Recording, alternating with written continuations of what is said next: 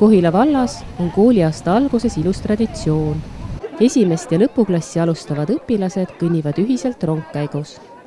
Kohila gümnaasiumis alustab oma esimest kooliteed 64 õpilast.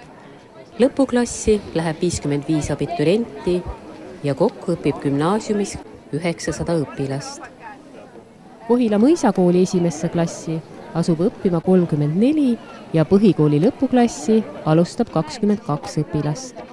Mõisakoolis õpib kokku 240 last.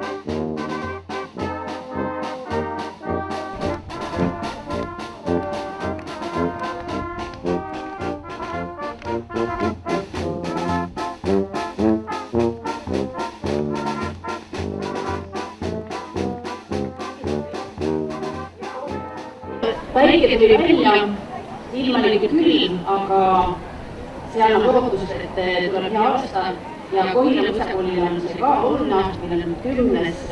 kooliaasta läheb käima, et soovin kõike head teie koolidele. Aga ega meie kooli niisama vastu ei võeta. Seda tehakse suure aplausiga ja lisaks me oleme sellel aastal võtnud kasutusele ühe meie kooli uue märgi ja paneme selle vasakule südame poole. See tähendab seda, et meil on koolirahu, mul on kõik hästi, ma olen õnnelik ja ma tahan teiega siin veeta igat hetke koos. Ja sõbrad, on vaja pingutada. Siin on 2 antlit, on väikesem ja suurem. Ja minu küsimus täna teil kõigil on, kumba puhul on vaja rohkem pingutada? Suurema puhul. See on küll hea vastus. Aga kumb teeb tugevamaks? Kas see väike hantel või suur hantel? Suur hantel teeb tugevaks.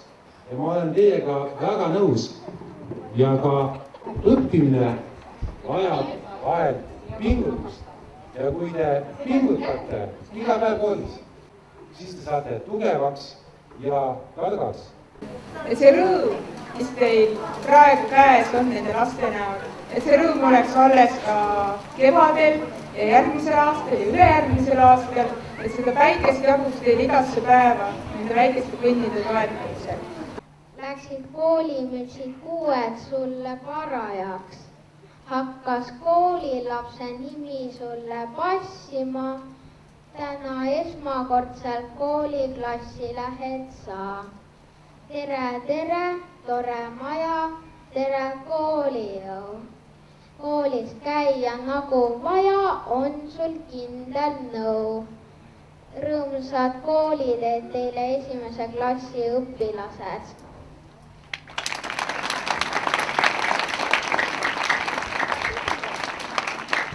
Kui sa tervet rehkendust ei jõua, tee pool, aga tee hästi. Kuula. Kui sul on vaja abi, siis ole julge küsima. Täna kokatädisid toidu eest. Olge armastavad, sest lahke silm leiab alati sõpru. Nüüd aga kõlab teie esimene koolikell. Ilusat esimest koolipäeva kõigile!